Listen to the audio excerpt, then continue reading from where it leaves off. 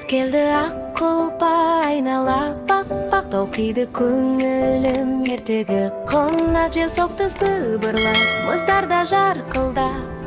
балалар далада күледі шаттанып қолғапты киеміз шананы сүйреміз тау жаққа қарайлап төбеге өрлеміз қар домалап құлайды күн бізге жылмайды бірақ та көңілден ешкім де тынбайды